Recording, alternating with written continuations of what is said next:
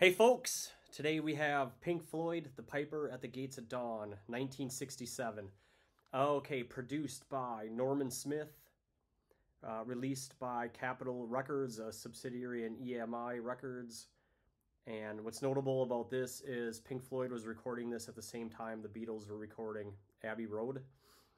Sgt. Pepper's at Abbey Road. And they were both in and out of the studio at the same time, and kind of a big deal, okay? The Piper at the Gates of Dawn is the debut studio album of English rock band Pink Floyd, recorded on February 21st through May 21st, 1967, and released on August 5th, 1967 by Columbia. Giles and Fripp of King Crimson. That band formed on August 1967. So this album is a full 2 years plus 2 months before In the Court of the Crimson King on October 10th, 1969, which many of you know that's regarded as the very first progressive rock album, In the Court of the Crimson King. And this album was recorded a full year before King Crimson even formed. So they were Giles, and Fripp for a year before they even got around to doing that in August of 1967. So this is to me, this is a landmark album, not just of the 60s, but in progressive rock. And I don't think it's credited properly. This, perhaps to me, should be the #1 prog rock, the very first one of all time. I mean, it's certainly a different subgenre than In the Court of the Crimson King, but definitely deserving. So I don't know why this one gets the shaft. 11 songs, 42 minutes. It's a fast listen. It goes by super fast. And it's an enjoyable listen. At this stage, Pink Floyd is Syd Barrett, Roger Waters, Richard Wright, and Nick Mason. And what makes this album special are two things. Number one, Syd Barrett is the lead. He's the lead vocalist and guitarist, and he has a unique and diverse style of songwriting. I don't think I need to say anything more of that for those of you that are familiar with Syd Barrett. He kind of touches on everything in prog rock on this album. You'll hear it all. And then number two is Richard Wright. He plays many different organs and keyboards on this album, okay? Primarily the farfisa. Say that 3 times fast. Rick Wright loves the farfisa. Also, he plays it on Shine On You Crazy Diamond and a bunch of other songs. But on this album, tracks 1 through 7 and 9 through 10. So all but 2 tracks, okay, has the farfisa organ.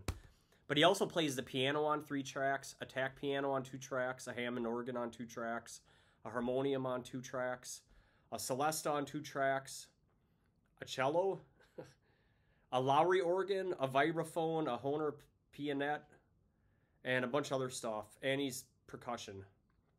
And vocals too. He sings. So he's all over this album. And the plethora and variety of keyboards and organs that he uses just makes it for an interesting listen, okay? All songs by Syd Barrett, except for tracks 5, 6, and 7. 5 is Power Toke H. Power Toke H. Track 6 is Take Up Thy Stethoscope and Walk. That's the Roger Waters song. And then track 7 is Interstellar Overdrive, which I believe is a band. It's credited to the whole band. The album cover is by a person named Vic Singh. And this is before they hired Hypnosis. So from left to right, you'll see this is Roger Waters right here. Syd Barrett. And this is Richard Wright, the piano player, organ, keyboard, and that's Nick Mason, your drummer, in red. These guys are all wearing, like, except for Nick, who's wearing a red suit, these guys are wearing, like, paisley shirts, okay? That's real 60s-ish, real hippie stuff going on here. What does this album sound like? It sounds like a mix of folk, rock, psychedelic, jazz fusion, prog, and space rock. It's a good mix of everything.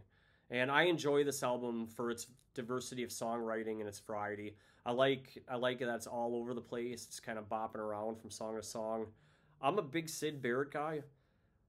You know, I know you're either in like Camp Roger or Camp David. I'm like a Syd Barrett Now, I like Roger and David too, and I also like Rick Wright and Nick Mason. They're probably my two favorites, Nick and Rick. But I'm a Syd Barrett guy. I wish he got recognized more, honestly.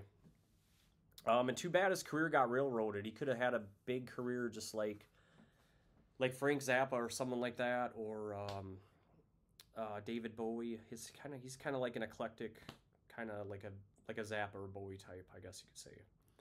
Um, this is driving music. This is not something you're gonna sit around and listen to while you're working, or you know, you should listen to this when you're driving if you're in a weird mood, or I don't know, maybe it's a Friday night or whatever you're doing. Oh, by the way, I forgot to show the back. This in black, it's got all the songs, the 11 songs, and I guess Syd drew this. And then on the inside, there's nothing else.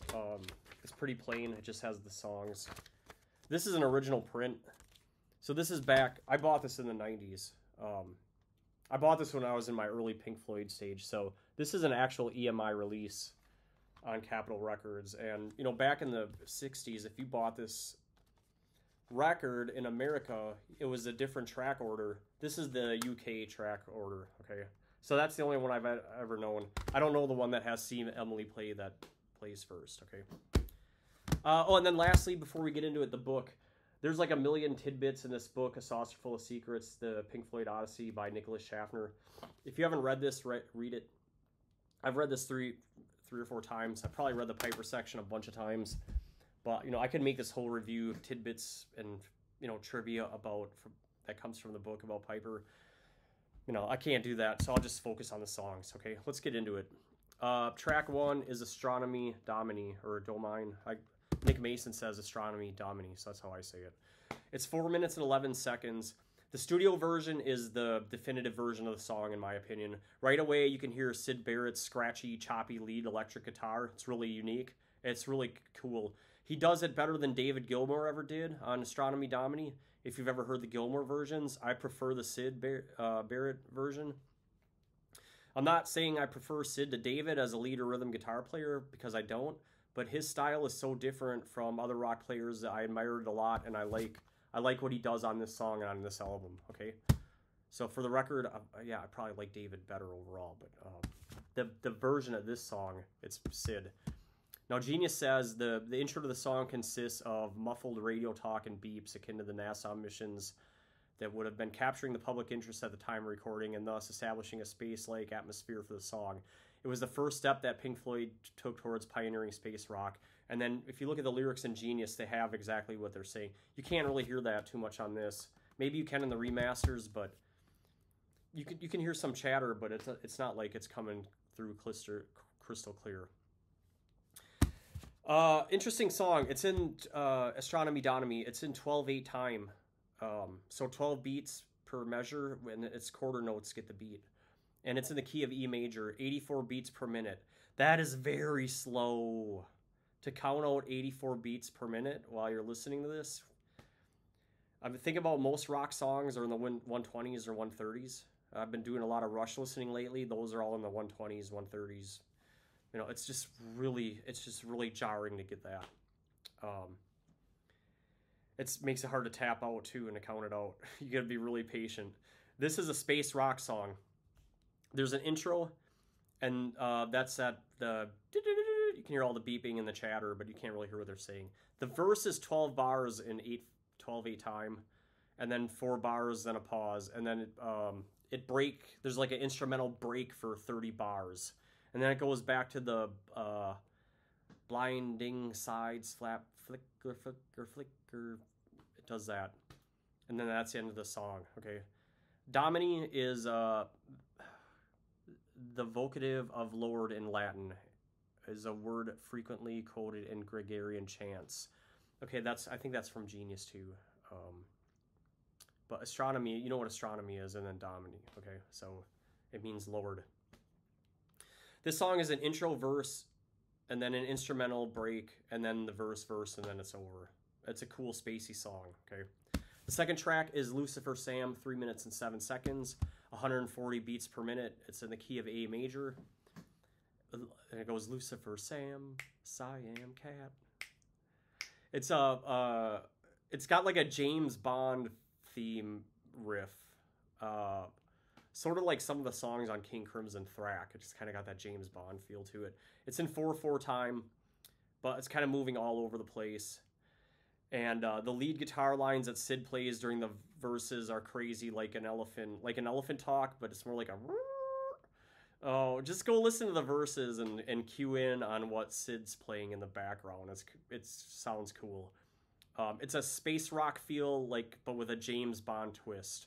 That's Lucifer Sam. From Genius, written by Syd Barrett about Lucifer Sam, one of his many Siamese cats, which included two named Pink and Floyd, who supposedly fed LSD to. God dang, man. I mean, Syd had a lot of problems. The track had the working title Percy the Rat Catcher. Okay. It's the verses are 6 bars in 4/4 time. The refrains are 2 bars, and the instrumentals are 16 bars. It's a verse, refrain, instrumental, 16 bars, and then verse, refrain, instrumental, again, verse, refrain. That's the song. I like this. I like the song Lucifer Cat. Okay. That's one of the better songs on the album. Number 3, Matilda Mother, 3 minutes and 8 seconds. Rick Wright on lead vocals, and then switches to Syd later. So the first 2 verses are Rick, and then Syd is the third. I wrote down I'm not sure, but 80% sure. But then I was able to validate that. It's in 4/4 time. I looked at the sheet music. It has 2 sharps, so key of D major, 120 beats per minute. Genius says the 3rd track on Pink Floyd's debut album, The Piper at the Gates of Dawn, was written by Syd Barrett and sung by Richard Wright on lead, and yeah, there we go. And Syd Barrett on backup vocals too. The song is about nostalgia, particularly Syd's longing for his childhood to return in a somewhat depressing tone. Okay, the lyrics were originally taken from a lesser-known children's book, Cautionary Tales by Children by Hilaire Belloc. Okay, so it's weird. Matilda Mother's got like a psychedelic feel to it, like a folksy. It's very Beatles-like, from that Sgt. Pepper time period. Sounds real 60s-ish to me, especially the organ solo that kicks in around the minute 35-second mark. The verse are 8 bars, and then the hook or chorus, whatever you want to call it, is 4 or 6. It's different the first, second, and third time. The bridge is 8 bars. You know, it could very well be that the hooks have changing time signatures, and that's why I had a hard time counting it. A lot of these songs are like that. It's a bit jarring.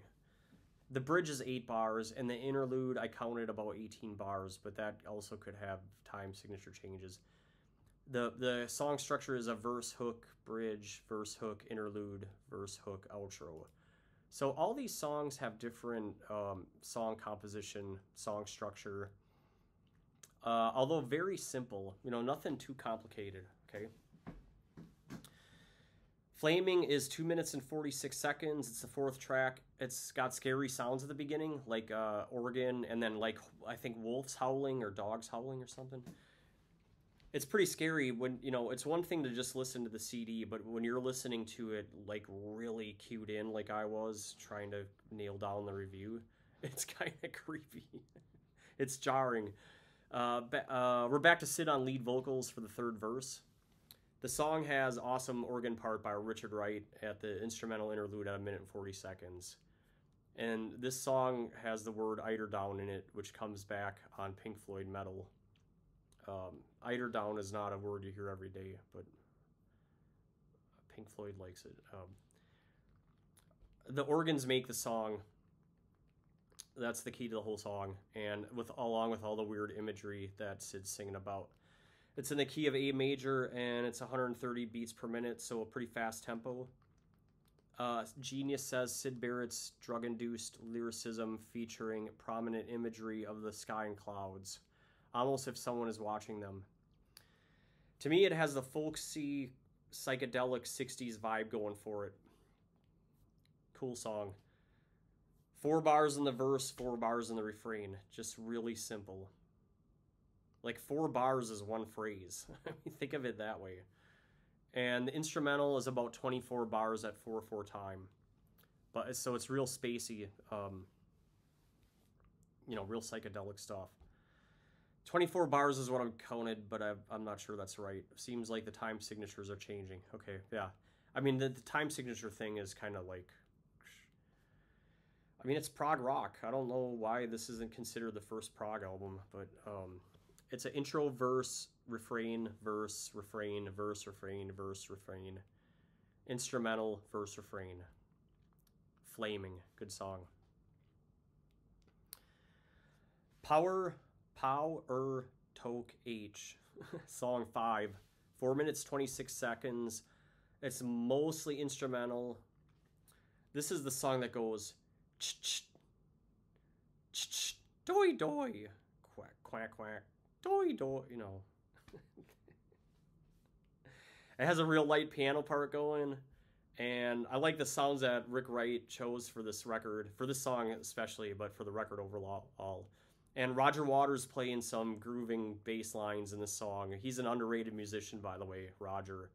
Roger Waters is much maligned. I'm about to go off on a tangent, but he's trying to get canceled, and he doesn't deserve it. I'll stop right there. I like Roger Waters. It's in the key of D major, and it's 121 beats per minute. Genius says the actual instrumental part of the song is widely jazz-oriented, which is not a very common ambiance in Pink Floyd's discography. I disagree. I mean, I think... Okay, I'll just disagree. Richard Wright's a jazz musician, and Nick Mason's a jazz drummer, so I don't know why they think that. I don't know. I don't know where people get this stuff.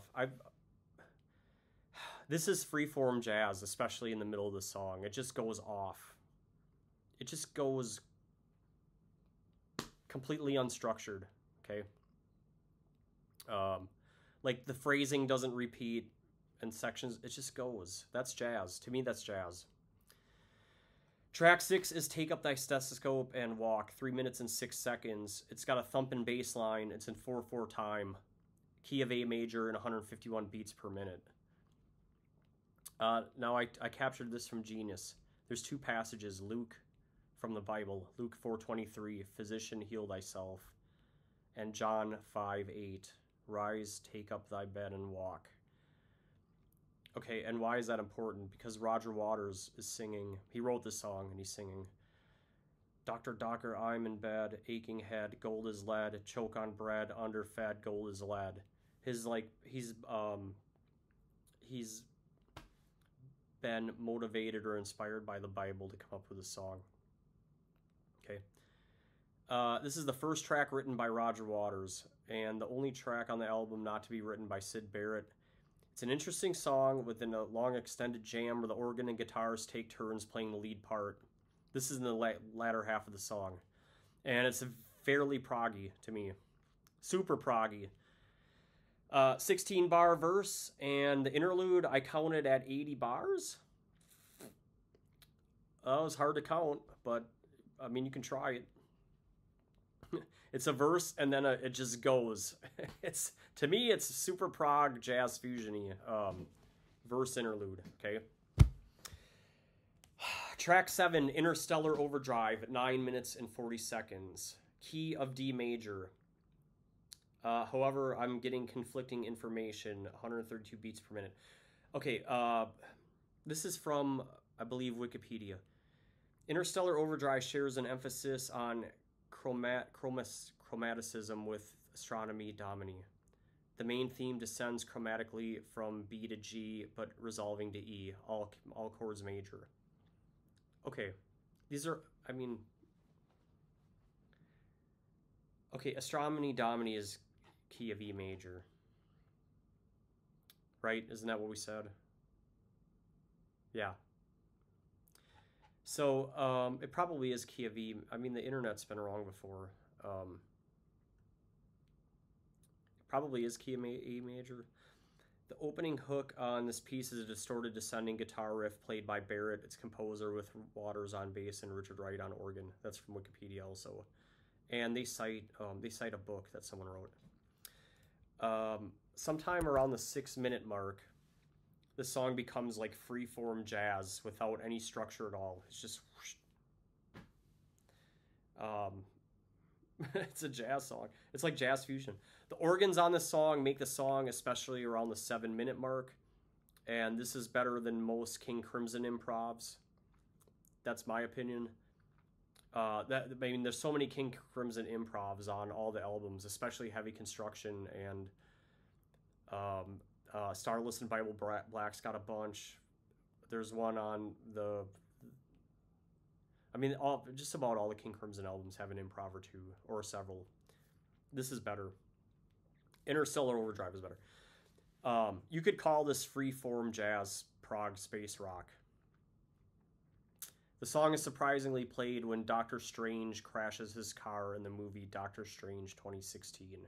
I was shocked. I was in the movie theater and the song came on. I was like, wow. You don't expect to hear a Piper of the Gates of Dawn song on any pop culture movie. Okay.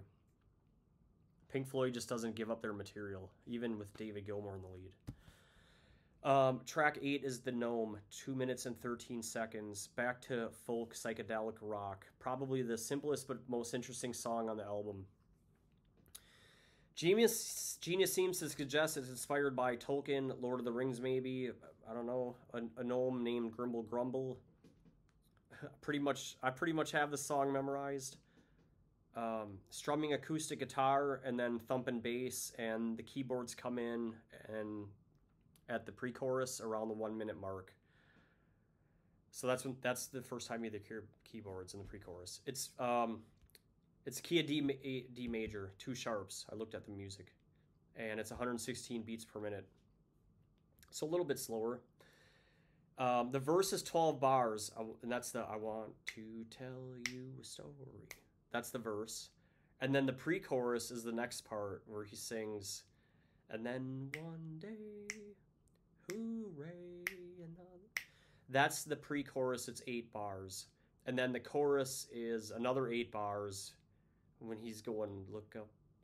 You can hear Roger Waters whispering, look at the sky, look at the river, isn't it good? That's the chorus. So it's just verse, pre-chorus, chorus, and then they play the pre-chorus one more time, and then the song just ends. The Gnome is good. Track 9 is Chapter 24. Chapter 24 is 3 minutes and 42 seconds. It's more of the folk psychedelic rock stuff. The first Syd Barrett Pink Floyd song ever heard by my friend K-Schutz. Sounds like, by the way, he did say that he had heard Another Brick in the Wall Part 2 first, but then this is the first. I would say the same. I don't know. I don't know what's the first Syd song I've heard. It sounds like there's some kind of audio effect placed on the lead vocals in Chapter 24. Okay. Just listen to it. It seems like Syd's voice has got like I don't know if there's an echo or something. They've done something to it. It sounds different. The lead melody line is an organ synth. Before the final verse and chorus, there's a quick organ lead line and just a few bars of noodling of the main melody. Chapter 24 lyrics are inspired by texts from Chapter 24 of the ancient Chinese tome I Ching, the Book of Changes. Okay, I Ching. Is that the I Chi? Is that I Ching? I Chi? However, it is unknown what translation Syd used, as the lyrics in this work differs from more mainstream translations. That is from Genius. Also, I would say that Wikipedia has an excellent write-up about this song and what it means and how it relates to the I Chi or I Ching or however you say that. It's just check it out. Chapter 24. A moment is accomplished in 6 stages is how it starts, and then it's like, okay, it's in the key of D major. It's 125 beats per minute. The verse is 15 bars and the chorus is 10 bars. And it's a verse, chorus, verse, chorus, verse, chorus. That's the whole song. Pretty simple. The Scarecrow is 2 minutes and 11 seconds. It's the 10th song. And it sounds like wooden spoons at the beginning, like a... kind of does that. And it's a 3/4 time, but it changes to 5/4, and that really screwed me up in counting. It's a D major, 155 beats per minute, so really fast tempo. So when you get that waltz tempo, that 1, 2, 3, and really fast, it's a song in the psychedelic and folk genre. The verse is 8 bars-ish. It's hard to count with the change from 3/4 to 5/4. It seems like about 8 bars, and then the refrain is 11 bars-ish, and then the instrumental is about 24 bars, but it just abruptly fades out at the end. It's a verse, refrain, verse, refrain, verse, refrain, instrumental, and then it's out after those 24 bars. The final track is Bike, track 11, 3 minutes and 21 seconds, key at G major. It's 114 beats per minute. It's in 4/4 time predominantly, but then it switches to 5/4 and then back to 4/4. And I would say this is a psychedelic, another psychedelic with a folksy feel. It doesn't have the jazzy freeform stuff. Syd Barrett is singing about his bike and other objects, and he's trying to lure a woman, I guess, on a date by telling her about all these great things he has to share with her. And it's a great ending to the album. When the time signature changes like this, it makes it for difficult counting, okay? But it is 6 bars of verse and 4 bars of chorus. The ending of the song has a bike horn or a duck honk or something like, I don't know what it is. It's modified. It sounds something like a da-da-da-da-da, da-da-da-da-da, da-da-da-da-da. So after all the verses and the choruses, that's how the song ends. Da-da-da-da-da, da-da-da-da-da. And that's how the album ends. It's Pink Floyd, Piper at the Gates of Dawn, 1967. I'll say to me, it's the first, it's the true first prog rock album. It's an excellent debut for Syd Barrett and Pink Floyd. It's one of the only few Syd Barrett true releases. He did a couple solo things, and then he's on Saucerful of Secrets, but that's about it. It's deserving of the 3.87 it gets on progarchives.com. It probably could be higher. Unfortunately, that Syd Barrett didn't last long. He did Saucerful and then a couple solo albums, and that was it. He died sometime in the mid-2000s. I can't remember. I can't say I wasn't surprised, but he battled drugs, and he was living with his mom in a house somewhere in England. Yeah. All right. That's it. Piper at the Gates of Dawn. Great album. Check it out. Coach Plow Guy out.